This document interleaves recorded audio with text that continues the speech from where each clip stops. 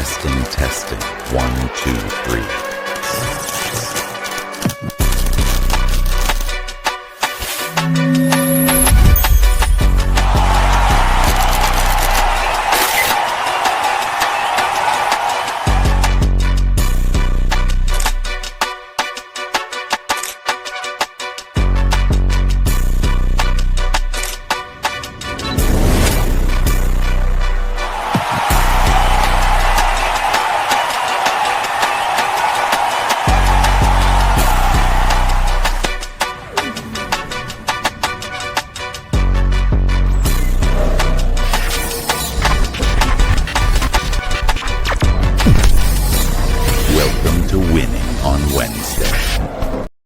Let's go. What's going on, Insurance Syndicate?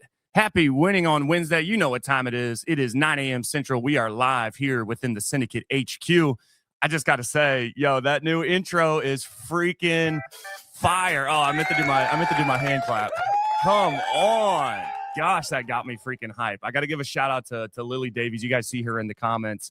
She put that together for me to go into the new year and wrap up 2025. And I got to say, it's a pretty badass freaking intro. So thank you, Lily. I guess that'll take me right into my first segment here. Shout out to Viva Virtual Solutions. You guys know they are the main sponsor of the show, and they are a preferred vendor here within the group as well. Again, shout out to Lily Davies. You see her in the comments. We could not do everything that we do without you when it comes to all the editing, the publishing, the intros now you can see, and just everything you do to help us moderate the group. And ultimately, again, shout out to Rob Lopez. He is the founder of Viva Virtual Solutions. We've been partnered with them for years now, and seriously, we would not be able to do what we do in our agency without the support of them. So huge shout out to Viva Virtual Solutions. If you guys are in the market for a virtual assistant, definitely hit them up. They are active here within the group.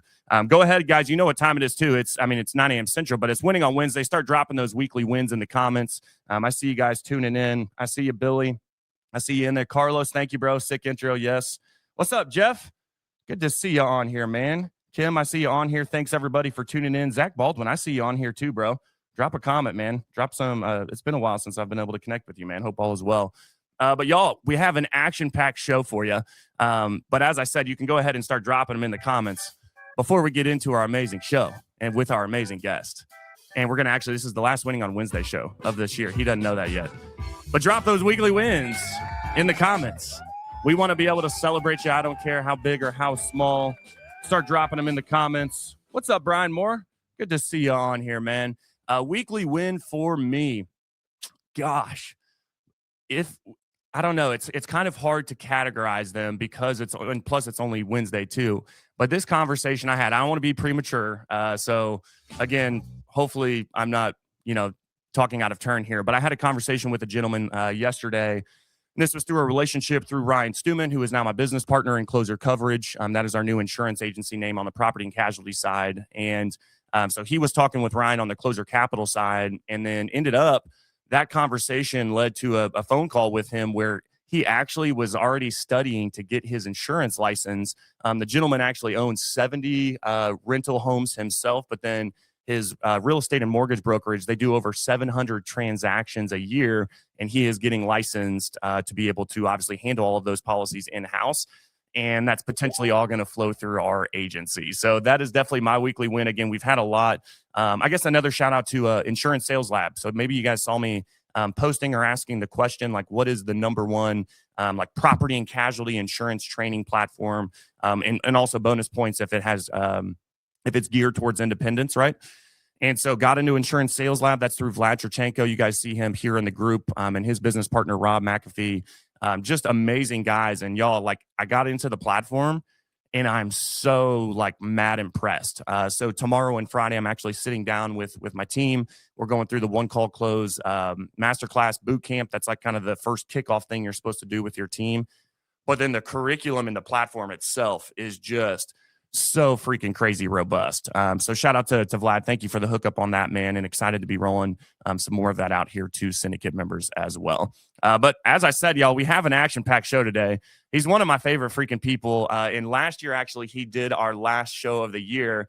So I figured what what better fit? Because today is our last show of 2025. We're going to wrap it up here for the remainder of the year and just enjoy the holidays and come back stronger than ever in January of 26. But without further ado, I'm going to go ahead and bring on, he's a good friend of mine. He's a mentor to me, and just seeing everything he's doing in the space. Again, just couldn't see it be more fitting to have him on here. Mr. Stephen Guilfoile, what's going on, my man? What's up, bud? I got a win for you. The Bears still suck. And it was a great weekend. I went 3 for 3 for my fantasy in the playoffs with all of them. 2 of them have a first round bye. Things just, if you want a way to express how good the year went, that's come on. Packers, I think. Yeah. Let's go Pack, go, man. And I know you go to a lot of those games, so I'm sure it's a good feeling this year to see you guys on that. Well, I guess you were there last year too. It just didn't end the way that you wanted it to end last year, but we won't talk about it. Well, yeah, I mean, what's crazy and what's so heartbreaking about football is every single team that you're rooting for, only one of them is going to be happy and the other 31 are going to be heartbroken in one way or another, right? Right.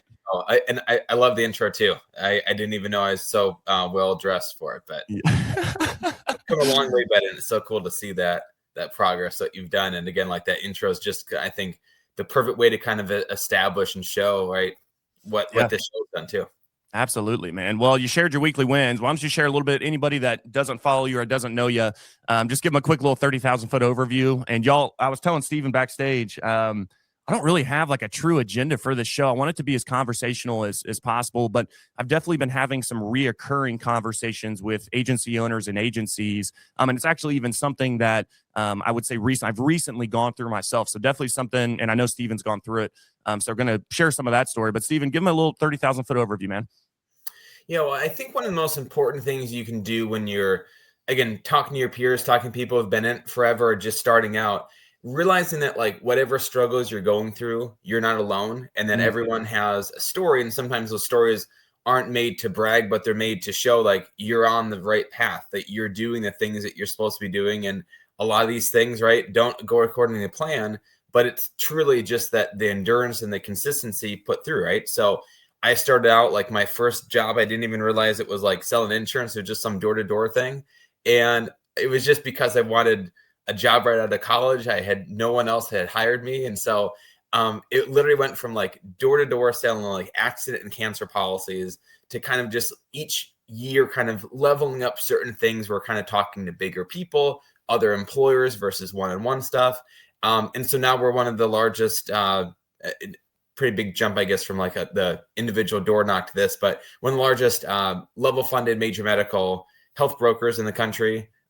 We have offices in every single 58 locations. We have thousands of agents contracted. We've done, again, hundreds of millions of dollars in premiums every quarter at this point now. Mm-hmm. And it's just wild to kind of, again, realize that like so many different spider webs needed to connect for this person to have met, for this opportunity to have been opened.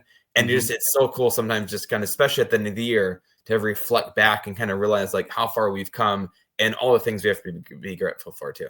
Yeah, dude. So how has 2025 been for you? The best way I've been able to describe it is, and it's been an amazing year, but also at the same time, like I feel like there's so much that I still need to accomplish and get done based off of what I set out to do in the year. And I call it like it's like the fastest, slowest year of my life is what it's kind of felt like, where I'm like, holy crap, it's already December 10th. But then I feel like, again, the year is like, it's just now getting started. How's that been for you guys? Or even just you personally? Yeah, well, the thing I always kind of wondered is like, why does it seem like the older you get, the faster time goes? And one of the answers I've heard is that, when you're 5 years old and you're in a timeout for 5 minutes, it feels like 5 hours, right? But like 1 year of your life when you're 5 is a fifth of your life, right? And so when you get older, your brain kind of when it categorizes stuff, it has a way of kind of almost compressing it, right? And so each year is less, I guess maybe significant in time because it's such a smaller part of your overall life. And so it is one of those things I think it's so important to just relax, take some time to just, again, appreciate like the things you've done. And I think that's, again, what's so great about the show, Joe, is because it brings you out in a position where you do kind of take the time to reflect on everything too. Right. So it's kind of, I would say 2025 has just been what every year has been before this. It's the same path. It's just basically with more people, with more momentum, and just doing things, in a way that I wouldn't even thought even 3 or 4 years ago. Like, to put in perspective, last quarter, we did more than all of 2023 combined. What? So like, it's just crazy. And then like the month before that was more than like 2023 is more than all of my entire life was done at that point. Right. So it's just, it's so crazy when you just stick with something and you do one thing and you do it really well and you just focus your entire lifetime, your name on that one deal. It's amazing what it can do. But again, this is a 15-year journey for me, right? This isn't like started out, hit one really big thing, and now just like, easy and you're just kind of coasting on that, right? Just continual, just little bricks on top of each other. So I have a question, but before I get to that question, because I will come back to it, I want to ask it. What do you attribute that quarter's sales, right, and growth? Obviously, that surmounted all of an entire year's of growth and production. What do you attribute that to? Like, was there like just one kind of common denominator? Was it multifaceted? Like, was it people? Was it just butts and seats? Like, we just had more people rocking with us? What do you attribute that obviously that success to? Yeah, I mean, it's a great question. There's a lot of things, but I really just think it's, I think anybody listening that kind of looks back on your own journey too, you realize that kind of like staying in that same position, right? Things start coming to you versus you needing to kind of like go to it, right? When you're attracting the type of energy and the people you're wanting, it's pretty amazing. And it kind of like, you look back and it's like, I remember how hard I needed to work.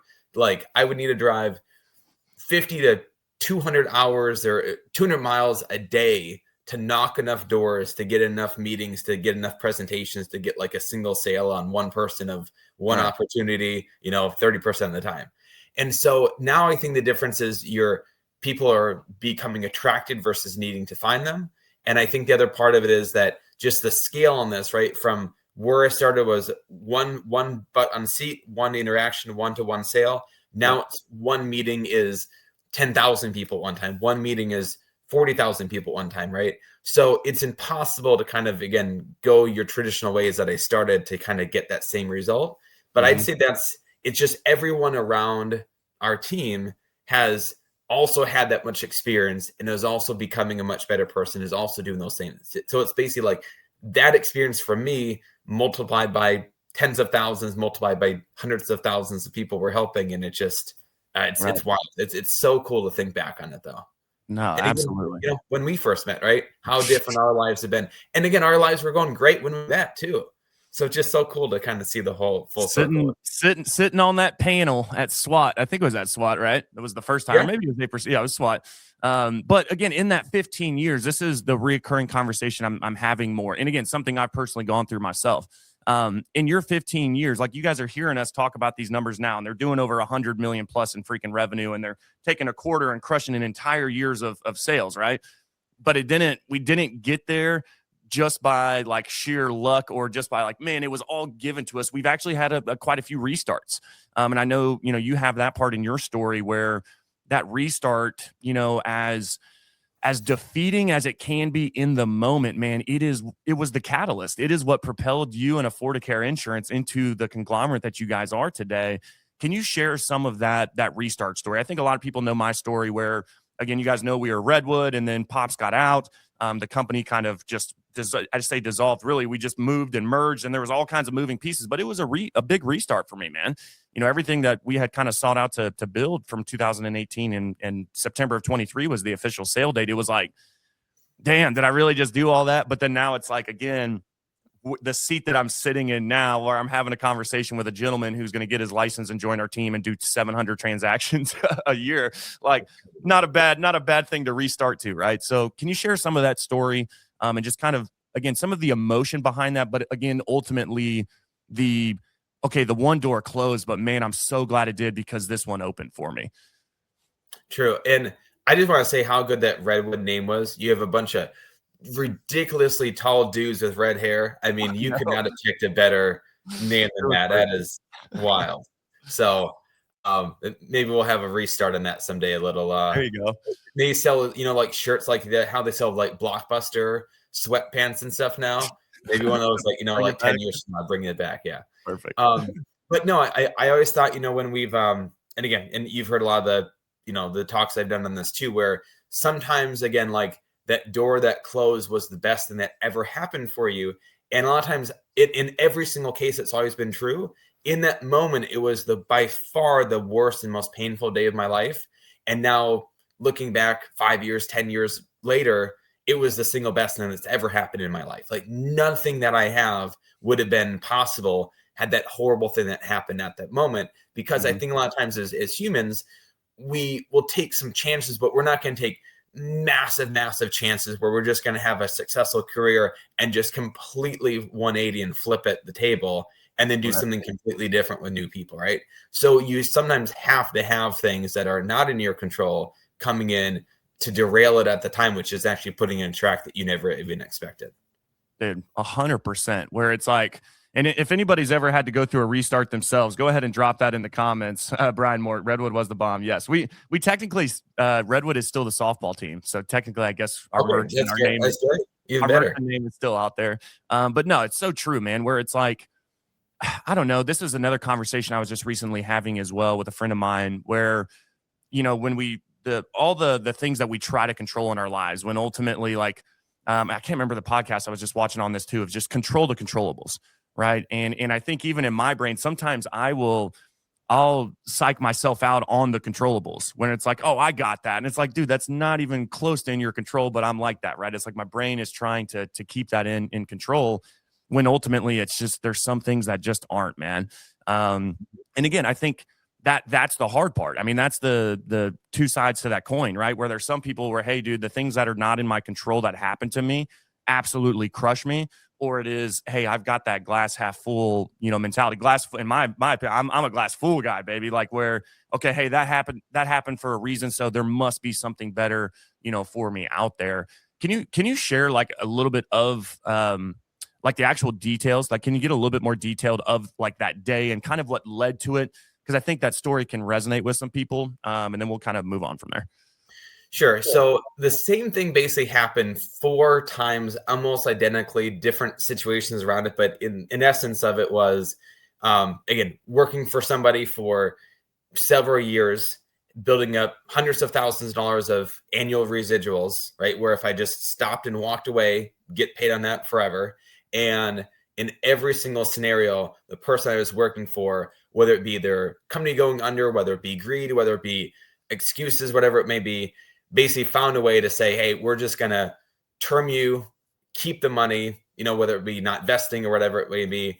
And the idea is basically having to start completely over. And then again, most times this was like trying to take our whole team that we had built and trying to take all the customers and family members.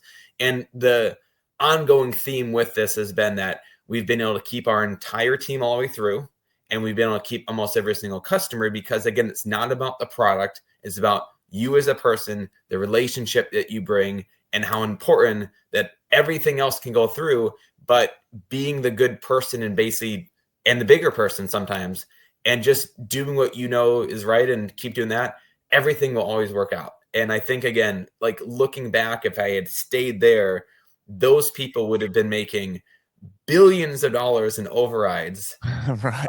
At this point, if you take collectively life, entire premiums, whatever, it would have been, it'd been so insane. And again, like it just, do you ever think about that? You ever think like sometimes like, did your brain ever go like, man, what if that shit hadn't happened, man? Like, do you ever like kind of play devil's advocate of like, where, hey, you know what, it did work out and I just stayed there. And it's like, I don't know. I think of that sometimes too. I'm like, man, what if we didn't like merge with Clearview? Like, where would we be? And I'm like, I don't even know if we'd be here. It's like it would be so cool to play out like the 2 different parallel universes, because again, like it also, even before I was doing like door-to-door stuff, again, like I was just as happy as I was making probably $11 an hour as this is like little like Minnesota town. And I look back and I'm like, I would have had, I just bought like my first house. I was working by like 110 hours a week to like afford this house at $10 an hour. And I remember like I had a good friends. I had a good, living. I mean, everything else was great. Right. And so it's like, I would have probably, I feel like, been just as happy, right? That whole idea is right.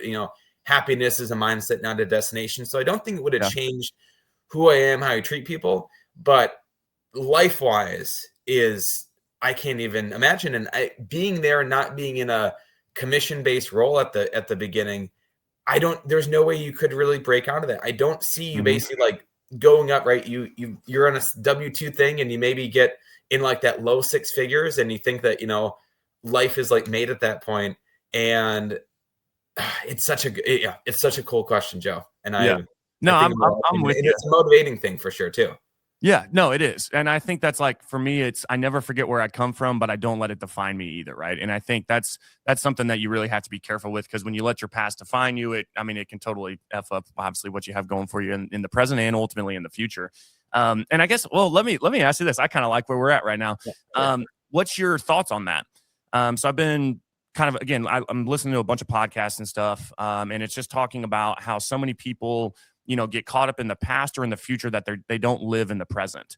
How important is it to have that driving, motivating factor of what's to come versus also having that driving, motivating factor of I got to get this done just because it's today and I'm in the now?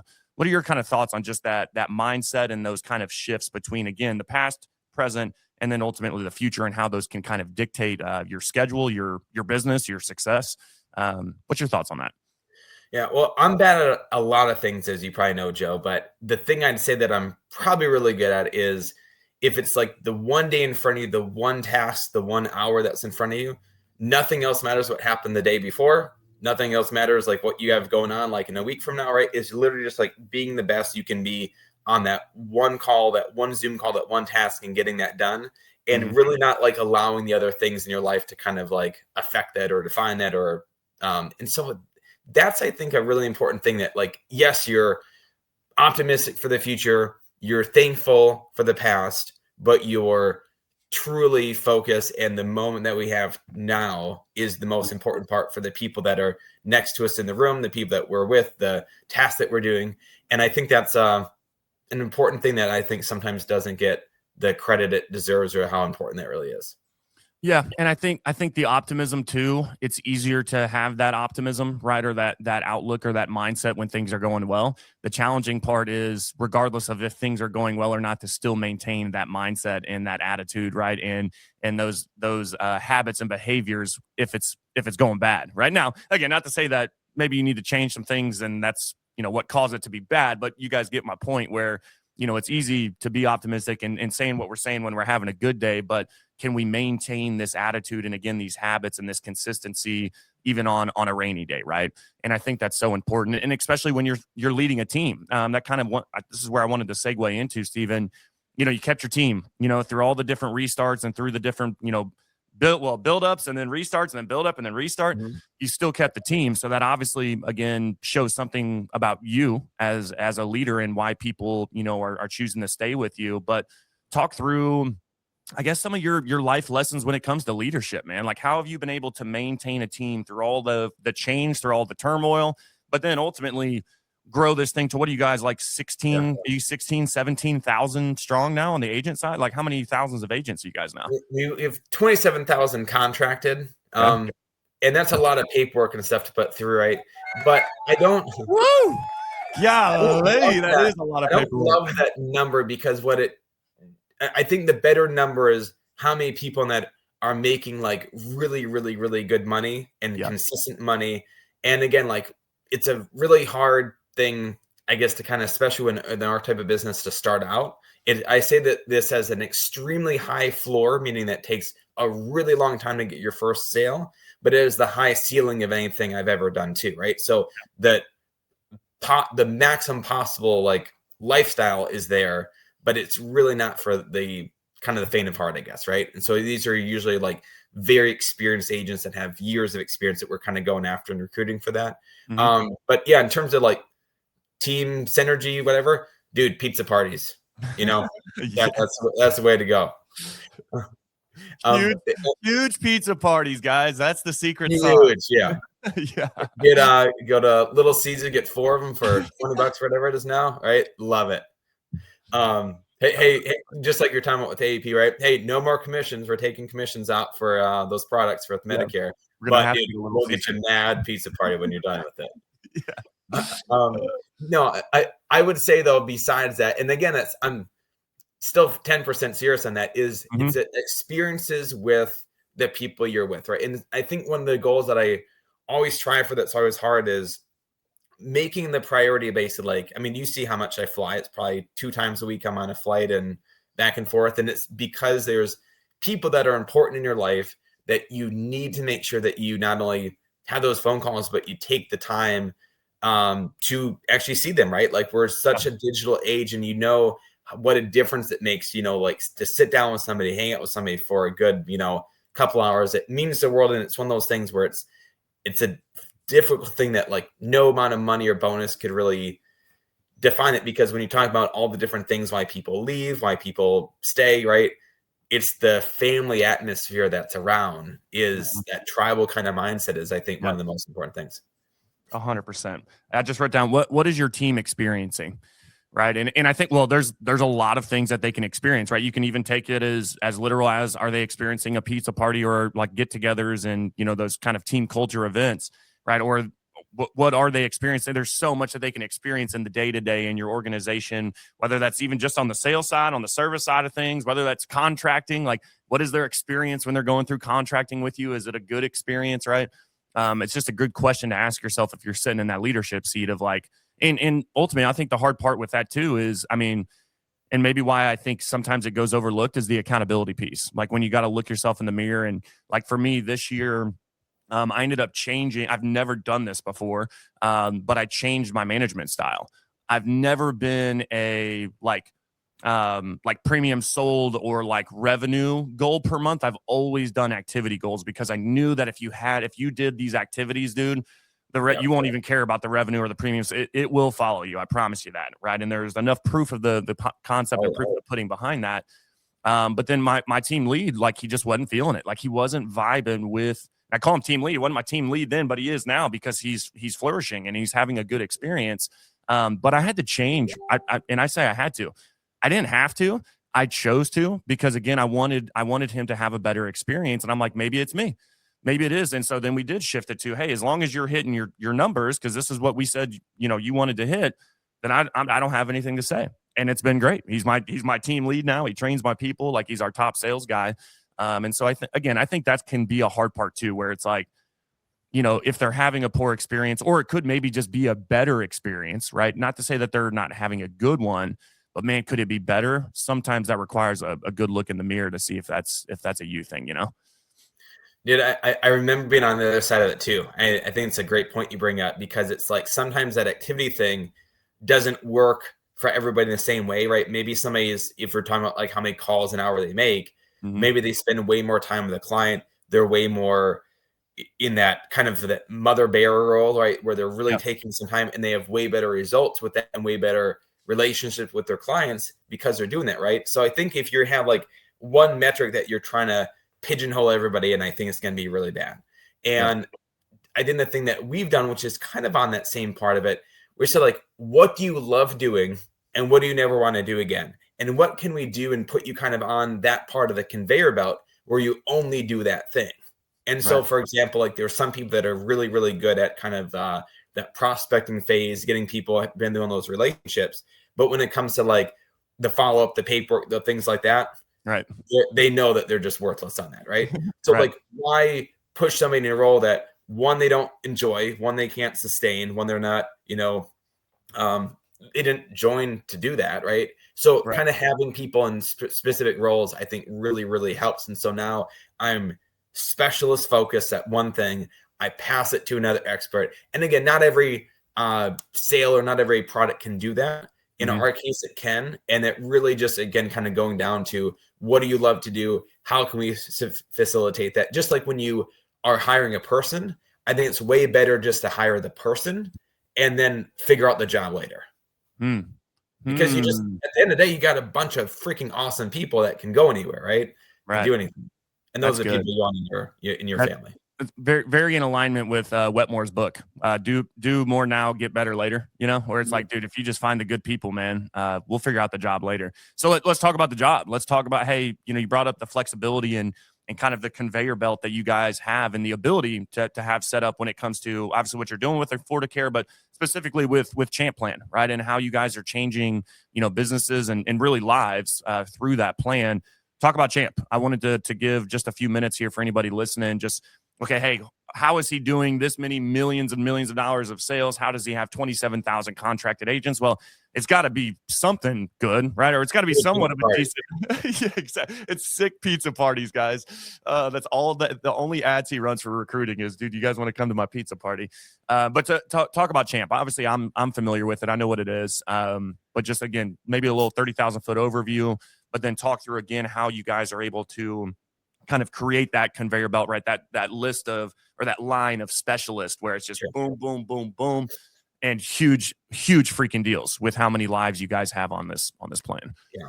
So best way to look at this is maybe almost from a 60,000 foot view. And I think you got to start talking about like why insurance sucks. And with what you're used to, right? Like life insurance, car insurance, house insurance, there's always the thing where the actuary or the underwriting department says, this person's coming on, right? They've had 5 DUIs. They burned their house down twice. They, that thing you were joking about with those, like they bought now the open flame in your house now.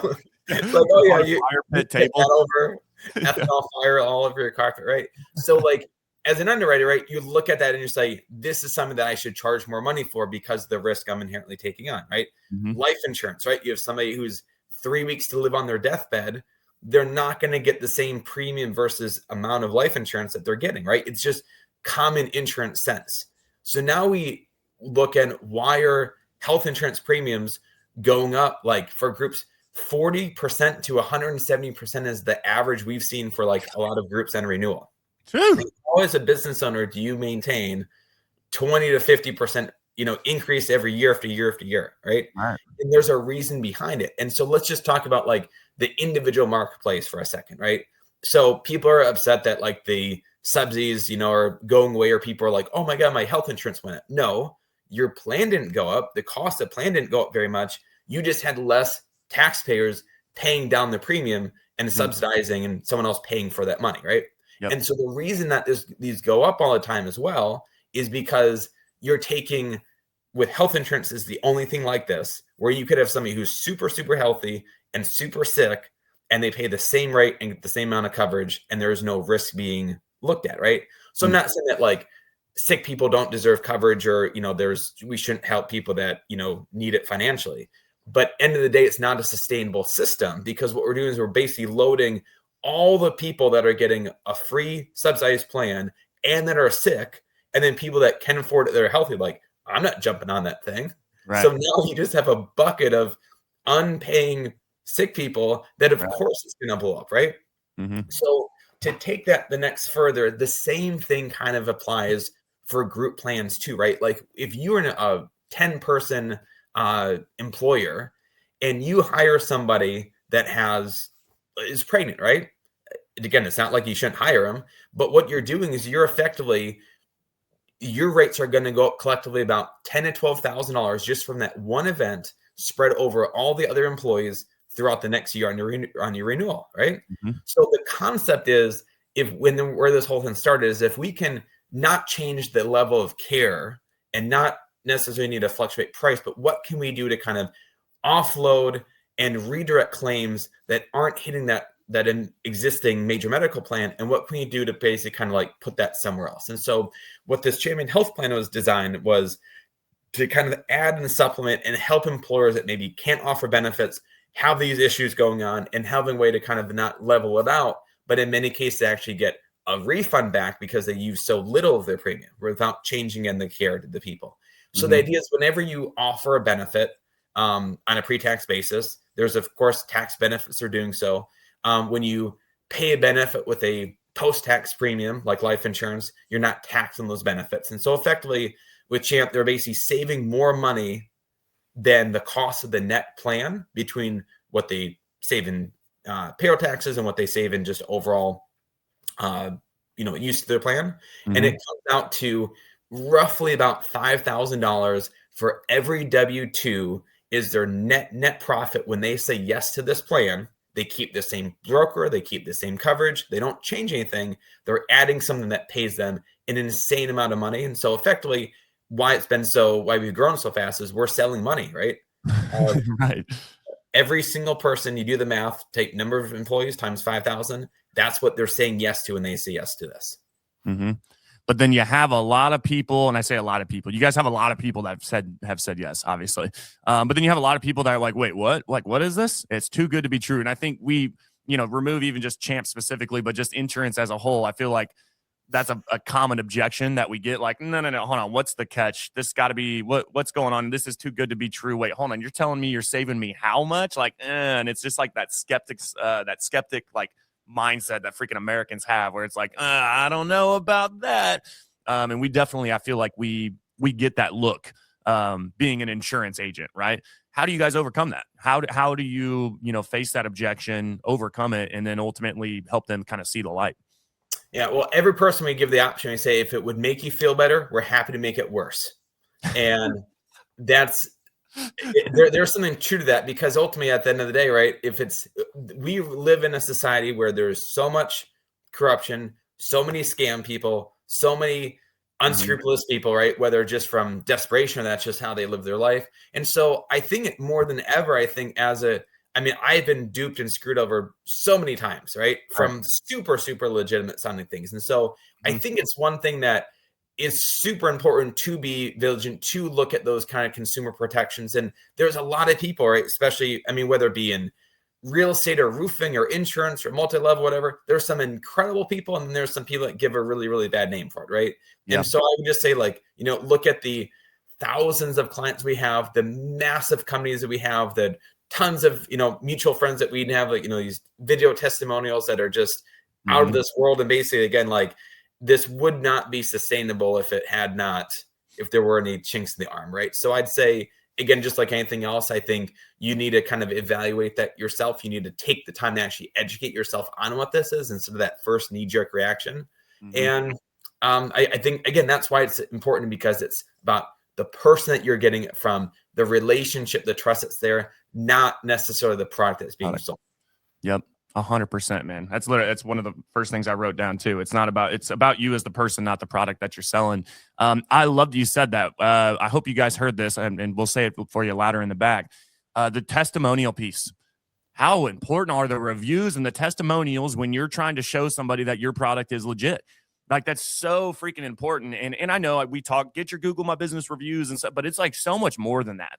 Like, when you have that relationship, man, it's like the testimonial, hey, thanks, man. But it's like that testimonial, you can be like, yo, I've said, thank you for the video. I need you to hop on this call and talk to this company that's similar to y'all's and about how it, and so again, it goes so far in your business to have those reviews, to have, again, those I's dotted and those T's crossed, where you can instantly go to your vault of, well, you say that, but then why are all of these why are your competitors doing it, right, if it's too good to be true? So I think that's super, super important. I hope people heard you say that. It's all about the reviews. Yeah. If I'm going to leave one Christmas tip, I'd say find the people that you like. If you have one goal, maybe in some of your downtime, find one person who's been a customer of yours. And if they've already left a review, then call them and say, hey, could you do me a big favor? And you ask them initially of just saying, what have you liked about this? Have you had a good experience? And then assuming the answer is yes, right? Using those people and asking for those referrals or those references from those people, instead of needing to go and knock some door or call these people you've never done before, in your own backyard, your own family, you have hundreds of people most likely that have already used you before. So just ask them for, a referral from their own pocket. And it's amazing how easy those go, right? I think the difference on it is like a 98% chance of closing to like a 2% chance of closing with just some random, phone and a number in a phone book. Yeah. Now I want to ask you this, and I know this. It's actually probably one of my favorite things about you in the industry specifically. I love you as a person, but in the industry specifically, you don't step on any freaking toes, man. And I think that's something very admirable, because, you're talking about, we have a lot of scam artists. We got a lot of people in this industry and in this world that are just out there to screw people over, man. And I think you are just literally like you're like the person on the pedestal when it comes to, dude, I got everybody's back. I am Switzerland, right? Like you literally don't step on any toes. And I think sometimes in business that can be difficult, right? There are those hard conversations. They're like, man, that is a really big deal. Maybe I do keep that in-house, right? But you've gotten so good at what you guys do where now you don't even obviously think about it. Talk through some of that philosophy and how you guys are able to excel the way that you are because of that specialist mentality. But also, again, it kind of goes back to the referrals. You step on people's toes, they ain't going to refer you no more business, right? But if you don't step on their toes or you refer them business, yeah, they're going to refer you business, and it becomes this beautiful, wheel that you guys have going. And I've been a part of that wheel, right? And it's awesome to get those calls, to get those emails. And then you have that, what do they call it? The obligation of reciprocity, where like I feel obligated, like I got to give Guilfoile something back, because he just gave me this. Talk through your philosophy on that, because I think it seriously is one of your best traits, man. Yeah, well, to set the history straight with Switzerland, actually they bombed everyone. So anyone who flew over their airspace, they would actually shoot all those planes down. So they indiscriminately did not take sides. It wasn't. I just want to make sure they were not pacifist. Where's my here? I gotta. Okay. All right. And so secondly, I think, and again, kind of looking at why our product has gone so well is because ultimately the number of people you help multiplied by the value that you bring to them, like anytime that you're selling something, right, they're trading money for something of value that they see equal or more than that, right? And so when you basically have with us, every single business owner in America is a fit, and the amount of money that we bring per business is, I can't think of a single thing a business could do that would have a better EBITDA or ROI immediately day one from doing this. So when you multiply those two things together by how many people you help and the amount that you give and that creates for them, it's a humongous number, right? And so then what you make as a living from that is literally directly proportional to the number of people you help. And so to that end, I think when you're going down that path and you're looking at how you interact with other people, I think, again, it's that giver's gain, I think, is probably the easiest thing, right? And I always when I ever heard of that, I always thought it was kind of the opposite, but like people who give gain from doing that. And I think in one aspect, like when you said it, right, it's almost like a guilt thing, right? Like I've gotten 4 deals from this guy. He just keeps on loving on me. I'm like, almost, as a person, as a man, like I'm like, I throw this dude a pizza party. Right? So I think, and so with us, again, since we can work with everyone in every single industry, like there's not a fit from like a CPA person, a PNC guy, right, with red hair, from a guy who's just basically like prints business cards, right? Like every imaginable walk of life, finding a way that we can help that person first and finding some similarities. And ultimately, in almost every single scenario, there's a mutual person that we both know that we might either be working with, that they might want to work with, or vice versa. And just combining those Rolodexes, it helps everyone. It keeps people way stronger. And the other thing with it too that I secretly do is, let's say I have a client who I really, really, really like. I'm going to try as much as possible to get you in the door to get the business, because I know if there's ever questions that they have maybe with our product, they might have a relationship with you, and you can help kind of talk me up and say, no, give them another chance or whatever, right? So you're aligning, the more people you refer in your network, the more people you're bolting down that relationship with. Yes, that is really good. I like that. Because, and it's funny, I was just talking about this with my team for our Monday training, and also have obviously heard Brian Askins talk about this as well, but just his Rolodex and his networking group, right? His a little bit different, where it's not network with everybody, but it just more, again, the importance, I hope you guys are hearing this, the importance of that network, and not just having the network. It's more being involved and having those hands involved in your business in the network, right? I think it's one thing to have referral relationships. I think to go one step further, as Stephen was saying, y'all, like to have him involved with my clients and for me to be involved with his clients, which kind of are one and the same at some point in time, right? Like, I mean, it's like that's how you really create that persistency and that retention. But ultimately, again, it's that review, it's that testimonial that if maybe it is a rainy day, And they call Joe and they're complaining about Steven. Like, well, hold on. Like, you're just having a rough day. Like, what's actually going on? Well, my car insurance went up or so, whatever that stupid conversation may be. But I love that. That's so important to have that in that household. What's a crazy story without like naming names, but is there a really funny claim or like a really weird kind of thing you've experienced with like any of your people you met this year? Bro, well, not necessarily this year. I can automatically tell you my craziest claim story. I sold the policy. This guy was out of Maryland, and dude was paying like $1,000 a month for like a 2013 like Ford Focus or something. I don't know. He had a horrible record and everything, but he had to have insurance because of, I can't remember what it was that he had going, but he had to have insurance. And so we sell the policy, and then literally within 24 hours, I wake up, I come into the office. I sold it probably at like 5 or 6 p.m. that afternoon. The next morning I come in, bro, and there's a claim in my email. And I'm like, what is this? I just sold Darius this policy. Like, what's going on? Vehicle ridden with bullet holes, and it was shot up. And this, and I called Darius, and I'm like, brother, I just sold you this policy, man. Like, if you file that, like, they may just drop you. And so he called the carrier and then just like, yeah, no, like, all good. So I'm like, bro, like, you were involved in a drive-by and then tried to file it on your insurance, like, within 24 hours. That's probably, dude, we have so many of them, man. But that one's probably the one that sticks out. I can't imagine. Dude, that's wild. So well, go ahead. What you got? No, I was saying like it's a boring industry by itself, but again, it's the people that make it. And I think that's, for good or bad, but it's just wild how many wild stories and, just with that many people, you're bound to have cool stuff and funny stuff happen. Yes, dude. Yes, 100%. Well, so what's next on the horizon? I kind of want to go a little bit more personal here towards the end of the show. Maybe some people don't know this about you, but I mean, you're obviously a car fanatic and super involved in that. I haven't actually talked to you about F1 and how that was in Vegas and everything. But then also, I mean, you're running marathons. We were just talking about how you have that going on, the morning of the 14th here, this month. Talk through like just kind of what all you got going in your life, man. I mean, you're traveling, you're running freaking marathons, you're, racing cars and shit. Like you live a pretty freaking awesome life, man.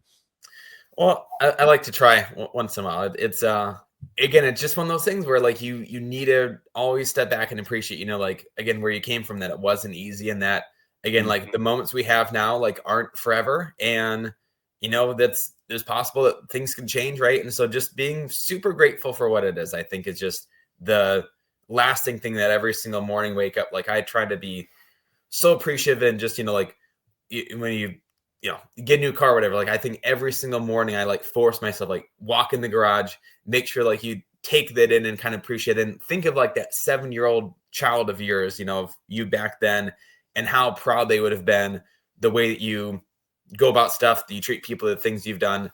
And so I think with that, a lot of the stuff, like for instance, like with F1, that was like one of our like big Asian appreciation trips, like our top people that have been with us forever.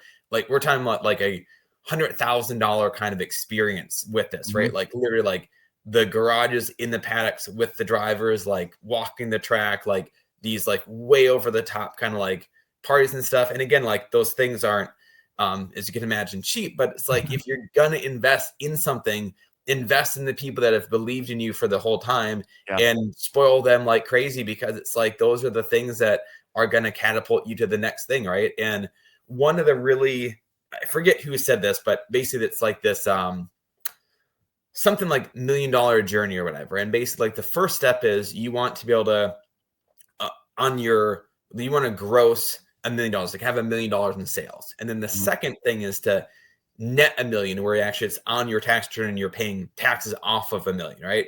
And then the third thing is you want to be able to basically have somebody on your team make $1 million. Yep. And then the third thing is you want to be able to like write a check and give away $1 million to like a charity. Right. So it's kind of like that Maslow's hierarchy of needs. And especially when you're starting out and you're just brand new. And I look at that kind of like that glass half full analogy. The idea is that I think it's so important that you need to be able to fill your glass first. Yes. Before you can fill other people. Kind of like, when the masks drop in the airplane, right? Yep. One of my mask on before helping others. You got to have enough money before you can then do that. Because if you're trying to train people and you're like worried about your own money and you're going to take, I don't want to say greedy decisions, but you're going to do things maybe not in the best interest for that person that's relying on their new life, their income to be for you, right? So when did you fill your glass first and it overflows and you can automatically fill the glasses of the people around you, right? Where you have so much business coming in, you literally don't have the time to do that. That's when you bring on people. It's not trying to like recruit a whole team and make money off of people that you've never met before that hope that one guy is going to do something, right? So I think that process, I think in that order is super important. But again, kind of the whole part of like, now again, like, right, that Maslow's hierarchy of needs, what can you do to give back? What can you do to inspire? What can you do to kind of create that journey now that you've paved some of that road and hopefully make it easier for the people that are coming behind you?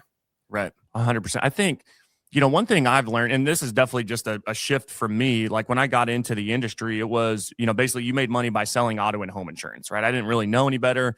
Hardcore paycheck to paycheck, but I was still, I was still making a paycheck. And I think, for me, it was my mindset of what was a lot of money, right? And like you say, this $1 million and then being able to gross it, to net it, and then to be able to give it out. And I think sometimes that number just seems really, really big to people. And it almost is kind of, again, it's almost like defeating. It's just, again, it's that gratitude piece where it's like, hey, man, I'm grateful to wake up and just let's get after it, man. I'll get there. Or is it, man, that number's so daunting, it almost is like kind of defeating to them. I don't know. Do you ever experience that? Like, because obviously, again, you have tons of people on your team that are making 7 figures, right? Like, did that ever become like, I don't know. I listened to Myron Golden. I don't know if you listen to Myron Golden at all. And he goes, dude, as soon as you say it's a big number, it's a big freaking number. So then it's like, well, just say that $1 million's not a lot, and then it's not a lot, right? But then it's like, okay, well, for me, okay, I've gotten past that point, but then what's my number? Well, it's a lot, right? And then it's like, I also don't want to cap myself, but then I don't want it to be too big or too daunting. I don't know, something that I just kind of play with in my brain, right? And I'm sure a lot of people do as well. Yeah, well, I mean, just to kind of like run that back down memory lane, like I remember my first check that was like in 1 week was more than like $5,000. And I think I was more excited from that $5,000 thing than any amount of money I've ever seen on a statement in my life, because I knew how hard that was. Like, where that was the first time where it's like, I think I can actually do this and sustain this, and I'm good enough at this, I can do it for the rest of my life. Because a lot of things, right, early on, it's still a thing. Like, am I actually good enough to do this? Is this a real thing? Like, does this product actually, is it easy to sell? And, but it is funny how that number, I think, does change in your life. And I think, the number is kind of always technically more, but at this point, it's not so much the number part. It's about like who you do it with and how much fun you have. Because like, to be honest, like if I doubled the amount of money that we made right now, my life would not change. Like there's not anything that I couldn't really buy that I couldn't now or whatever. Right. So it's, the thing is like, who do you do it with and who can you, how do you have fun? And so then the other part of it's like, hey, like, and I know you guys have run in this a lot. Like people are just being like, hey, I'll buy you out. I'll just like write you one check and you go away. Right. Mm-hmm. Or you relinquish control and you have maybe 50% of the say or the ownership. Right. And for me, there was no way. And I truly say this. And again, I don't think there's any amount of money in the next 20 years that would have, because again, like if it's $1 billion or $1 trillion, there's only so many things you can do with that. And the idea is that I love so much of what I do right now. I'm doing this for the love of the people that I'm doing this with, not just, I'm not chasing a dollar kind of at this point. Right. So I think if you have that idea and you can truly say that, then I think you're in a great position. I think you'll be guaranteed successful because you can take in the ups and downs and you can have the endurance on it because you're in it for the right reasons. Yes. So it's funny. I refer to you a lot when I'm going through my House of Dreams presentation.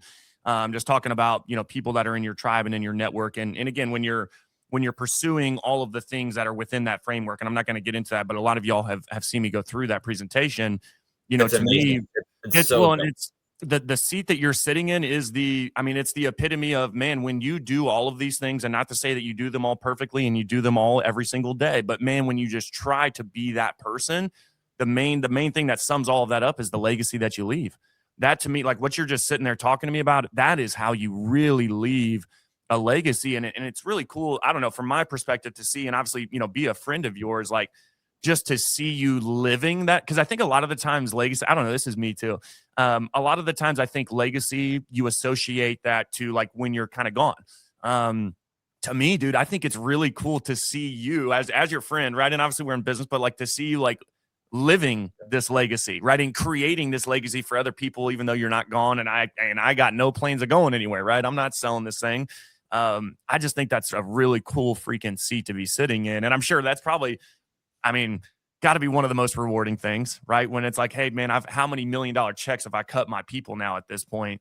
I mean, that's my biggest thing. Don't get me wrong, I love winning. I love winning. And I got to make sure I win for sure. But there is nothing better than seeing other people win when they're working with you, man.